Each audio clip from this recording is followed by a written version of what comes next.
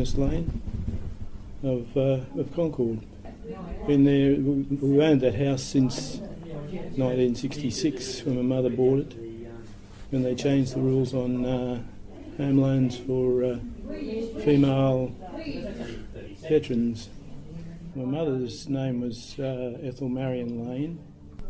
Her father was an engineer, an old Pommy style engineer. From when he was about 14, he's listed in the census as being an engineer. He got involved with Australian Iron and Steel, I think was the particular bit of BHP that he was involved with. His claim to fame was that he and his brother-in-law went to England and brought back a blast furnace, which they erected at Lithgow, which was the source of the coal. The problem was that they had to ship everything to the coast, and apparently decided in the end it was too dear to do it that way, so they uprooted the whole thing and moved it to Port Kembla. When they were at Lithgow, Mum's main role in life seems to have been to wake up on cue if the scrap mill crane stopped working. So the deal was in the middle of the night they'd have to jump out of bed and run down the corridor or whatever. Dad, the crane stopped. Dad had to put on his overcoat and rush out the door and fix the crane. So that was an early reminiscence of Mother's. Her mother was a very socially minded type who went round to places like homes of miners who'd been injured and had no money and what have you, and they used to take them stuff. And the standard story to Mother in those situations was, don't touch the wall. The walls would be running with cockroaches and beetles and what have you, and it was a terribly distressing sort of thing to see. So anyway, she became rather interested in the nursing scene after that, and she travelled to Sydney, tried to get into nursing around the traps there, and couldn't find anyone who'd take her. She was too young, so she ended up as a typist with 2GB radio station and met all the stars of the day and what have you, and typed a lot of scripts and stuff.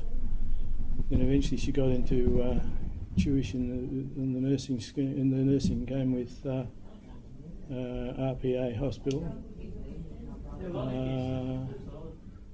From there, she wanted to get into the army and travel. The war was on, and it seemed a bit romantic, apparently, to go and serve your country by nursing overseas.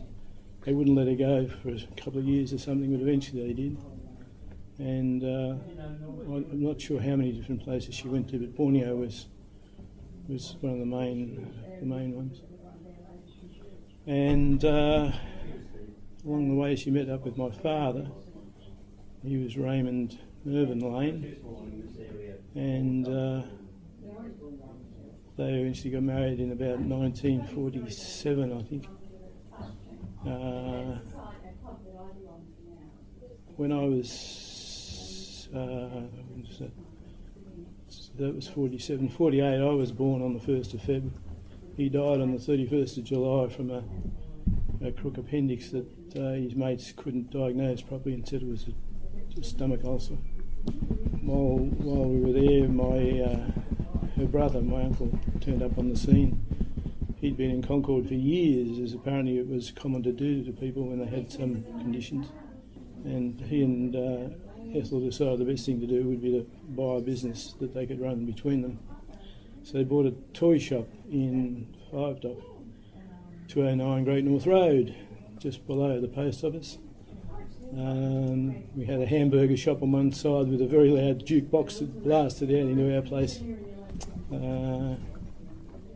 were in the shop there for a number of years. As my partner Gail says, you want to tell them about the bit where when you live in the toy shop, you're told certain things may become yours after Christmas Day if they aren't sold otherwise.